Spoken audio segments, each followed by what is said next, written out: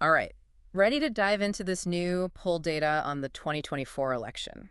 Yeah, let's dig into it. Got you brought that Harvard Capsharis poll, right? Yeah, hot off the presses, just came out. Okay, so big picture.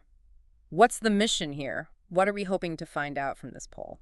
Well, I think the big question is always, can we get any early insights into how this election might play out? Right, because everyone's wondering. Right. Exactly. Everyone wants to know who's going to win, of course. Yeah. But also, like, what are the big trends? What are people thinking about? Right. Are there any surprises? Yeah, exactly. And I think this poll actually does hold a couple of interesting surprises, particularly when we look at swing states. Okay. Yeah, swing states, always a hot topic. Always the center of attention in U.S. presidential elections. And for good reason, right? I mean, a handful of states really can tip the scales. Absolutely. And this poll indicates that among early voters in these crucial swing states, Trump is ahead. Whoa, really? I did not see that coming. Yeah, 48% for Trump versus 47% for Harris among those who have already cast their ballots in those key states. That's close, but still, that's got to be giving the Harris campaign some heartburn. Oh, I'm sure they're paying very close attention.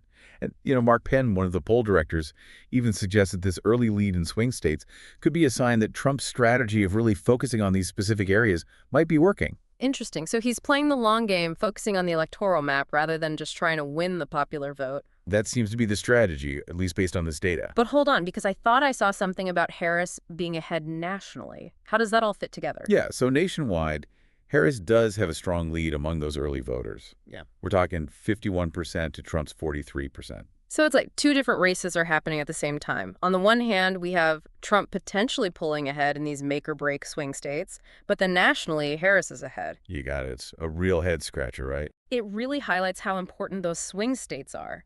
Even if a candidate has a lead nationally, if they can't win over those specific voters in those specific states, it might not matter. Exactly. It's not about winning every state. It's about winning the right states. And this poll also highlighted something else that I found interesting, which is that 45% of the people they surveyed plan to vote early this year. Yeah, that's a pretty significant chunk of voters. It is, but then you've also got 50% who are holding out for Election Day. So my question is, historically, do these two groups, early voters versus Election Day voters, tend to vote differently? It's not always a perfect predictor, of course. There have been elections where the early voting trends didn't necessarily reflect the final outcome. And I think campaigns are really aware of that.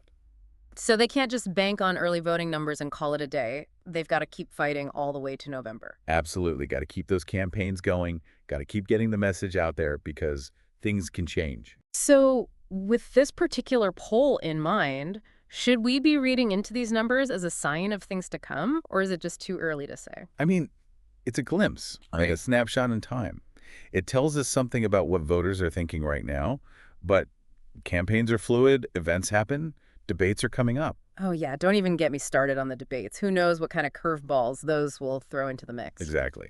So, yeah, fascinating data. Definitely something to keep an eye on, but don't go placing any bets just yet. Yeah, like checking the score at halftime gives you an idea of how the game is going, but there's a whole lot of game left to play. And a lot can happen in a short amount of time. This is a marathon, not a sprint, and we're really just getting started. Well said. So for everyone listening, pay close attention to those swing states, folks. See how these early voting trends play out in the coming weeks, and whatever you do, stay engaged. This is going to be a wild ride. It always is. All right, thanks for breaking it all down for us. Until next time. My pleasure. And to everyone listening, stay tuned, stay informed, and who knows what the next few weeks will reveal.